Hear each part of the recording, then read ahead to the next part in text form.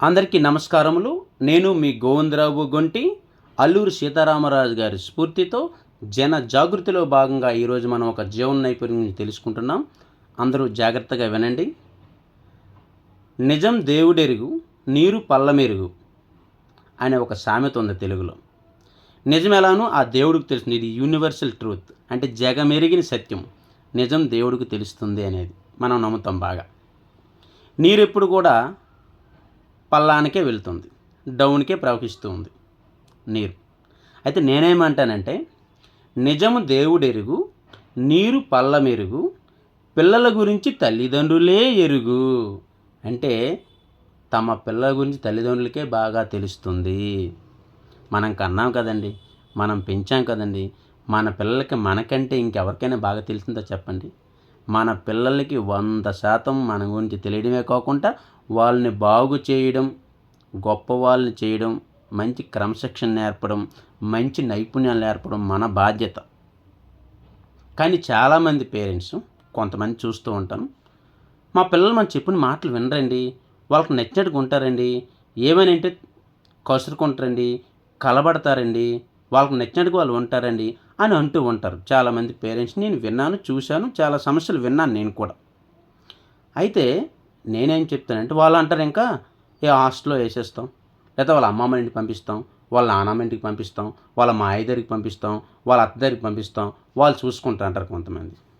నేనేమంటానంటే, మన పిల్ల మనకు బరువు అయితే ఎక్కడికొని పంపిస్తే వాళ్ళు చూడనట్లేదు, వాళ్ళు మనవాళ్ళే కాబట్టి వాళ్ళు చూస్తారు. అంటే చూడడం అంటే ఇక్కడ మంచి సదుపాయాలు వాళ్ళకు కుదిర్చి బాగా చదివిస్తే చూడడం లెక్కన. అంటే వాళ్ళు మంచి క్రమశిక్షణ అవసరం లేదా? వాళ్ళకి మంచి నైపుణ్యాలు అవసరం లేదా? క్రమశిక్షణ అనేది చిన్నప్పటి నుంచే కావాలి. ముందే మనం చెప్పుకున్నాం, మనకు ఒక వీడియో ఉంటుంది, మ్రొక్కయి వంగనే మ్రోనై వంగున అన్నాం. చిన్నప్పుడే వంచకపోతే పెద్ద ఎంత వంగుతారా పిల్లలు? మనం పెద్ద అయిన తర్వాత చూస్తుంటాం, వాళ్ళు ఏదో ఇబ్బందుల్లో పడి, వాళ్ళు ఏదైనా ప్రమాదంలో పడి, వాళ్ళు ఏమైనా బాధకు మనకు కలిగితే అప్పుడు వాళ్ళ పరిస్థితిని చూసి మనం తల్లిదండ్రులు బాధపడుతూ ఉంటారు. సమాజం అంతా కూడా అనేక రకాలుగా మనల్ని అంటారు, తల్లిదండ్రులు బాగా చూసుకోవాలి కదా, చేయవలసింది కదా అని అప్పుడు అనేక రకాలుగా చెప్తూ ఉంటారు. మనం చాలా సందర్భాల్లో చూస్తూ ఉంటాం, అనేక రకాలైనటువంటి పరిస్థితులు, ప్రమాదాలు జరిగేటప్పుడు మనం చూస్తుంటాం. పరిస్థితులు బట్టి మనల్ని అనేక మంది సమాజం మాట్లాడుతూ ఉంటుంది. అంటే నేనేమంటానంటే, మన పిల్లలు మనకు బరువు కాదు. అలాగని వాళ్ళందరూ మన సంబంధించిన బంధువులంతా వాళ్ళు చూడని అనటం లేదు, చూస్తారు. కానీ చిన్నప్పటి నుంచి ఒక యజ్ఞంలా వాళ్ళకి నైపుణ్యాలు నేర్పితేనే, యజ్ఞం ఏ విధంగా అయితే క్రమశిక్షణతో చేస్తామో అంత నైపుణ్యంతో చిన్నప్పటి నుంచే వాడికి మంచి నైపుణ్యాల మీద బీజం చిన్నప్పటి నుంచే పడితే వాళ్ళు చాలా గొప్ప వాళ్ళు అవుతారు. ఎంత గొప్ప వాళ్ళంటే చరిత్రను తిరగరాస్తారు పిల్లలు. పిల్లల్లో మంచి ఆలోచనలు ఉంటాయి. మనం వాళ్ళకి మంచి తోవలో తీసుకెళ్ళగలిగితే వాళ్ళు గొప్ప వాళ్ళు అవుతారు. ఈ సమాజానికే మంచి పేరు తీసుకొస్తారు. మీకు తల్లిదండ్రులకి పిల్లలే కదా చేసేది. మనం ఉదాహరణగా మన చరిత్రలో చాలా చెప్పుకోవచ్చు. భువనేశ్వరీదేవి స్వామి వివేకానంద గారి మాతృమూర్తి తల్లి. చిన్నప్పటి నుంచి రామాయణ, మహాభారతం, భాగవతాలను నూరిపోసింది తల్లి. ఆయన ఎంత గొప్పవారయ్యారు. మన హైందవ సాంప్రదాయం గురించి చికాగోలో ప్రపంచం గర్వించదగ్గ మాట్లాడాడు ఆయన. జిజియాబాయి తెలుసు మీకు, ఛత్రపతి శివాజీ గారి మాతృమూర్తి తల్లి. ఆమె చిన్నప్పటి నుంచి రామాయణ, మహాభారతాలు నూరిపోసిందంట. మహానుభావుడు హైందవ సామ్రాజ్యాన్ని ఎంత గొప్పగా పరిపాలించాడు, ఎంత గొప్పగా నిలబెట్టాడు. అలాంటి గొప్పవాళ్ళు తల్లిదండ్రుల నుంచి బయటకు వస్తారు. తల్లిదండ్రులే మొదటి గురువులు. నేను అదే మళ్ళీ మళ్ళీ మళ్ళీ చెప్తూ ఉన్నాను.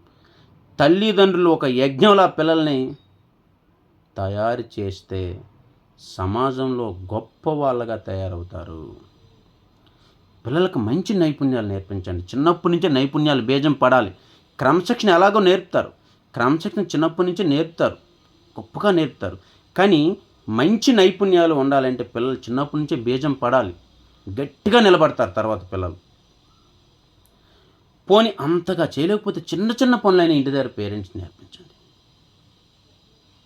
ఒక ఇంట్లో పెరట్లో ఉన్న స్థలంలో కానీ, లేకపోతే ఒక మట్టి కుండీలో కానీ ఏమాత్రం మట్టేసి ఒక చిన్న విత్తనాన్ని నాటమని చెప్పండి.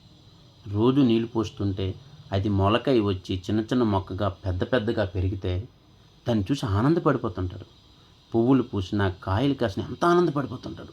ఒక పెద్ద చెట్టే పెంచాడనుకోండి ఇంకెంత ఆనందపడిపోతారో. ఒక 10 సంవత్సరాలకి ఎంత పెద్ద చెట్టు అయితే ఎంత ఆనందంగా చెప్పుకుంటారు. నేనే పెంచానురా ఈ చెట్టు, నేనే వేసానురా అని చెప్పి ఎంత ఆనందం చెప్పుకుంటారు. అప్పుడు ఆ పిల్లవాడికి తెలుస్తుంది మన చుట్టుపక్కల ఉన్న ఈ అడవులు, చెట్లు ఇవన్నీ కూడా మన పెద్దవాళ్ళు ఎంత గొప్పగా పెంచుంటారో వాళ్ళందరికీ నమస్కారాలు చెప్పుకుంటాడు. వాళ్ళు ఈ భూమికి ఎంత గొప్ప సేవ చేశారని ఎంత ఆనందపడతాడు. చిట్టి మనసుల్లో మంచి ఆలోచనలు మెలితే వాళ్ళు ఎంత గొప్పగా అవుతాయో తెలుసండి. పిల్లలు గొప్పగా మారుతారు. ఒక చిన్న కుక్క పిల్లను, చిన్న పిల్లి పిల్లను ఇంటి దగ్గర పెంచమనండి పిల్లలు. అంత గొప్పగా రోజు వాళ్ళ కాలకృత్యాలు తీసుకుని దాన్ని కూడా తీసుకుని వెళ్తూ ఉంటారు. రోజు స్నానం చేయిస్తుంటారు. దానికి రకరకాల ఆహార పదార్థాలు పెడుతూ ఉంటారు.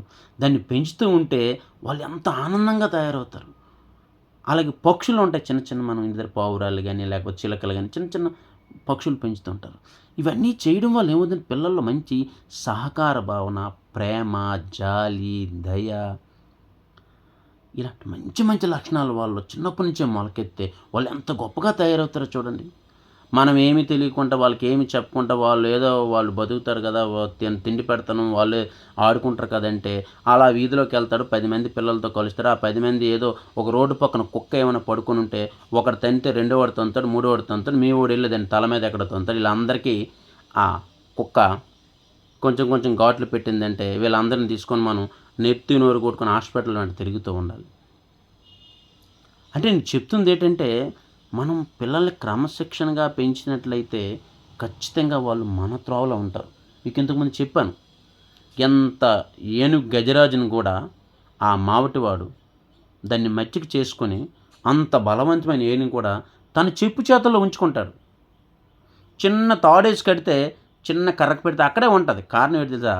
ఆ మావటివాడు దాన్ని పెంచిన తీరనమాట. అలానే మన పిల్లల్ని పెంచాలి. మనం ఏ గిరికి ఇస్తే గిరిలో ఉండమంటే పిల్లలు అలా ఉండాలి.